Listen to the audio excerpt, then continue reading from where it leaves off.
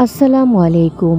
আমাদের প্রিয় নবীর জন্মের আগে আরব সমাজ যখন অন্ধকারে ডুবেছিল, অশ্লীলতা, বর্বরতা, নিষ্ঠুরতায় যখন পাপে ভরে গিয়েছিল আরব সমাজ, তখনই আবির্ভাব ঘটে আমাদের প্রিয় নবী হযরত মুহাম্মদ সাল্লাল্লাহু আলাইহি ওয়াসাল্লামের। আমাদের প্রিয় নবীর দাদাজান আব্দুল মোতালিব কাবাঘরের উপরে গিয়ে দেখতে পেলেন সমগ্র আরব নগরী উজ্জ্বল আলোতে ভরে গিয়েছে। তখনই তিনি সাথে সাথে কাবাঘরের ভিতরে নেমে আসেন। তিনি এসে দেখতে পান ৩৬০টি মূর্তি একেবারে নত হয়ে পড়ে ভেঙে যাচ্ছে। এটা দেখে সে অবাক হয়ে যান। সাথে সাথে তিনি বাইরে বেরিয়ে আসলেন। বাইরে এসে তিনি দেখতে পেলেন তার বাড়ির ভিতর থেকে উজ্জ্বল আলোর রশ্মি বেরিয়ে আসছে। সাথে সাথে তিনি বাড়ির দিকে রওনা হলেন। তিনি দেখতে পেলেন তার ঘরে মা আমেনার কোলে একটি ছোট্ট ফুটফুটে শিশু, তার থেকে নূর বের হচ্ছে। এটি দেখে তিনি কান্না করে দিলেন। পরের দিন তিনি তার আকিকা করলেন একটি উট দিয়ে, সবাইকে খাওয়ালেন। আর নবীজিকে দুধ পান করানোর মতো দুধ মা আমেনার বুকে ছিল না। তখন দুধ পান করানোর জন্য নবীজির চাচা আবু লাহাবের দাসীকে ডেকে আনা হয় নবীজিকে দুধ পান করানোর জন্য। আর এদিকে নবীজির শত্রুরা বুঝে যায় যে নবীজির জন্ম হয়ে গিয়েছে। তখন তারা চিন্তায় উদ্বিগ্ন হয়ে পড়ে কিভাবে তাকে চিহ্নিত করে মেরে ফেলা যায়। তখন তারা অর্থের লোভ দেখে কিছু মহিলাকে নবীজিকে খুঁজে বের করার দায়িত্ব দিয়ে দিলেন। আজ নবীজির নাম রাখা হবে, তাই কাবাঘরের সামনে শত শত মানুষ একত্রিত হয়েছে। আর তার নাম রাখবে তার দাদাজান আব্দুল মুতালিব। তখন তিনি কাবাঘরের সামনে যেয়ে হাজরে আসওয়াদ পাথরের উপরে হাত রাখলেন। হাত রাখা মাত্রই কাবাঘরের কড়াটি নড়ে ওঠেন। তিনি দেখতে পেলেন নবীজির শরীর থেকে নূর বের হচ্ছে। তখন তিনি তার নাম রাখলেন মোহাম্মদ।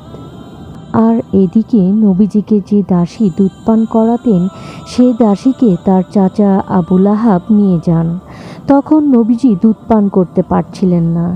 এই অবস্থা দেখে মা আমেনা কাঁদতে থাকেন।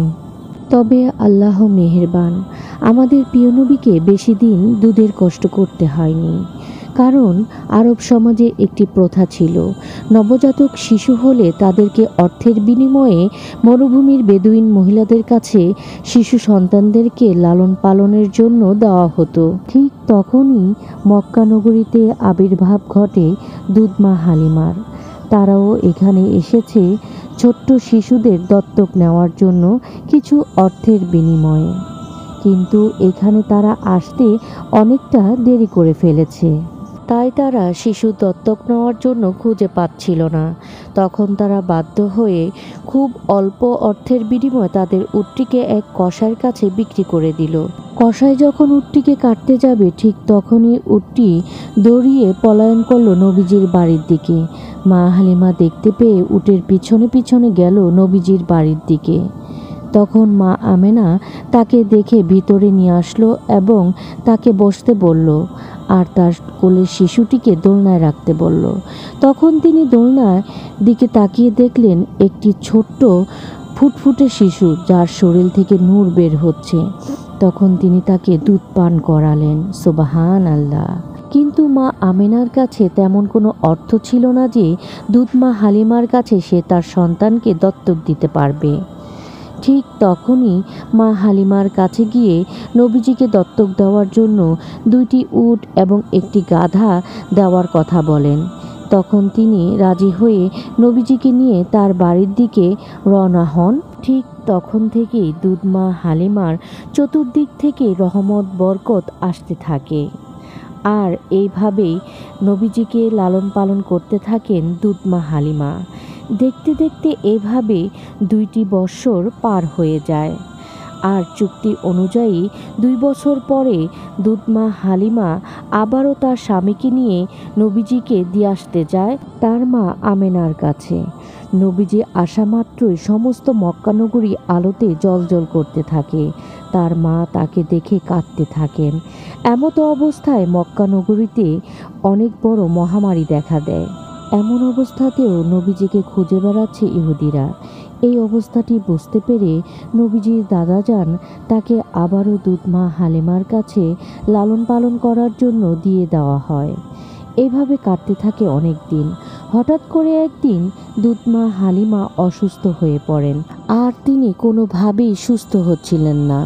তখন আমাদের প্রিয় নবী তার হাতে হাত রাখলেন। হাত রাখা মাত্রই তিনি সম্পূর্ণরূপে সুস্থ হয়ে গেলেন।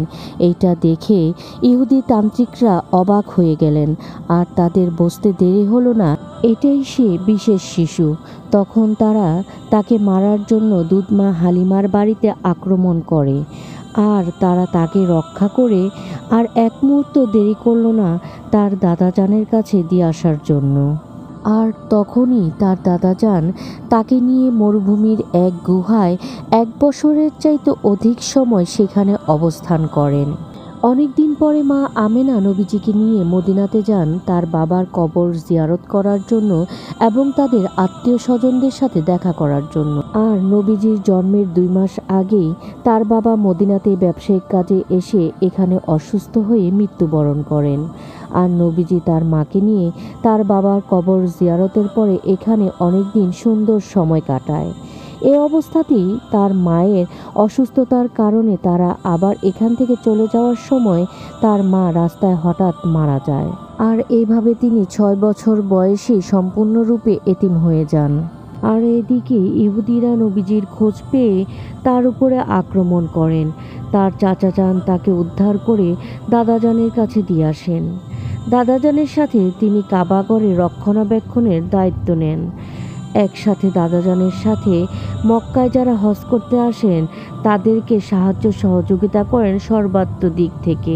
এইদিকে নবীজির দাদাজান কাবাঘর তাওয়াফ করতে গিয়ে ভীষণ অসুস্থ হয়ে পড়েন। তারপরে তিনি নবীজির দায়িত্ব চাচা আবু তালেবের হাতে দিয়ে দেন। কিছুদিন পরে দাদাজান মারা যাওয়ার পরে নবীজি 8 বছর বয়সে ভীষণ একা হয়ে পড়েন। চাচা আবু তালেব তাকে তার সাথে নিয়ে যান লালন পালনের জন্য। আমাদের প্রিয় নবী অনেক কষ্ট, যন্ত্রণা, নির্যাতন সহ্য করে এভাবেই বড় হতে লাগলেন। যদি ভিডিওটি আপনাদের কাছে একটু হলেও ভালো লেগে থাকে তাহলে অবশ্যই চ্যানেলটিকে সাবস্ক্রাইব করে আমার পাশে থাকবেন। আল্লাহ হাফেজ।